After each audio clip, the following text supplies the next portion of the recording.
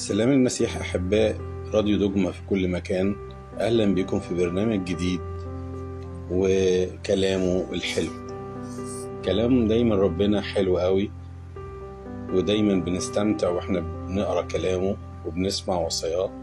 وفي كلامه الحلو النهاردة هناخد بنعمة ربنا آية عجبتني جميلة في صموئيل الأول إصحاح 16 الآية 1.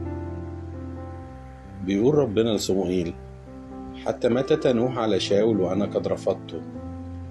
والآية دي من كلام ربنا الحلو لينا النهاردة اللي بيقولها لنا قد إيه يا أحبائي في شاول في حياة كل إنسان فينا ربنا رافضه. في أمور كتيرة ربنا رافضها في حياتنا، بيقول لنا ما تنوحوش عليها ولا تزعلوا عليها لأن أنا مش عايزها في حياتكم. عشان كده ربنا النهاردة بيقول لنا حتى متى تنوح يا صموئيل على شاول وأنا قد رفضته. ربنا بيقول لك ما تزعلش على حاجات أنا رافضها، ما تتمسكش بحاجات أنا رافضها. في علاقاتك في علاقات كتيرة أنا رافضها وإنت متمسك بيها. العلاقات دي بتخليك بتفقد سلامك وإنت برضو متمسك بيها وربنا رافضها.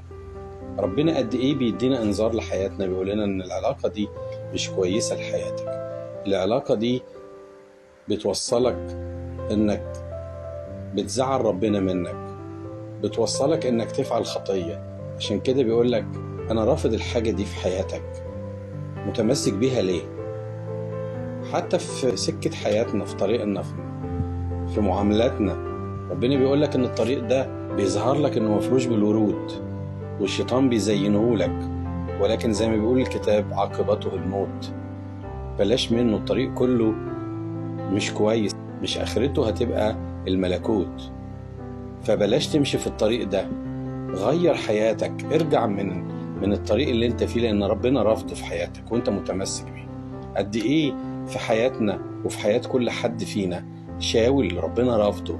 ربنا رافض شاول اللي في علاقاتك، ربنا رافض شاول اللي في طريقك، ربنا رافض شاول اللي في شغلك. انت مبسوط قوي من شغلك اللي بيديك فلوس كتيرة ومدخلك دخل جميل جدا كتير، بس ربنا رافض الشغل ده لأن الشغل ده وسطيه عدم أمانة، وسطيه حلفان. مش هو ده الربح اللي ربنا عايزه. ربنا عايزك تربح ربح حلال، ربنا عايزك تربح حاجة كده تكون فيها الأمانة. لأنه ماذا ينتفع الإنسان لو ربح العالم كله وخسر نفسه؟ عشان كده ربنا النهاردة في كلامه الحلو الجميل بيقول لك أنا رافض حاجات كتيرة في علاقاتك، ربنا رافض حاجات كتيرة في سكتك اللي انت ماشي فيها وفي طريقك، ربنا رافض حاجات كتيرة في شغلك اللي انت فيه، اللي انت فاكر ان هو بيديك ربح مالي كتير، ولكن الربح ده مش راضي عليه ربنا رافض حاجات كتيرة في حياتنا.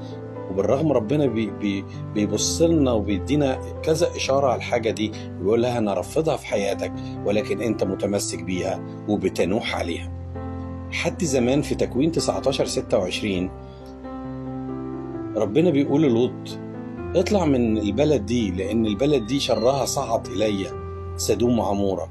فلوط خد ولاده وطلع، ولكن في حد اللي هي امرأة لوط يقول عنها الكتاب في تكوين 19:26 ونظرت امرأته من وراءه فصارت عمود الملح. ربنا رافض ليكي انك تعيشي في سدوم وعمورة، ربنا رافض انك تقعدي في البلد دي، ربنا رافض حاجات كتيرة في البلد دي انك تكملي مشوارك فيها، ولكن انت برضو مصرة انك تبص وراك، مصرة انك تبص على سدوم وعمورة فصارت عمود ملح. احبائي اللي عايز اقوله ان ربنا رافض حاجات كتيرة في حياتنا واحنا متمسكين بيها. لا، خد صوت ربنا ليك النهاردة، شوف ربنا بيشاور لك على ايه في حياتك وبيقول لك انا رافضها. عشان كده نفكركم بالآية الجميلة في كلامه الحلو اللي في صموئيل الأول إصحاح 16 والآية 1 بيقول: فقال الرب لصموئيل حتى متى تنوح على شاول وأنا قد رفضته. بشكركم أحبائي، نلتقي في حلقة قادمة وكلامه الحلو. كان معكم هاني بباوي على الراديو، راديو دوجما 3.10.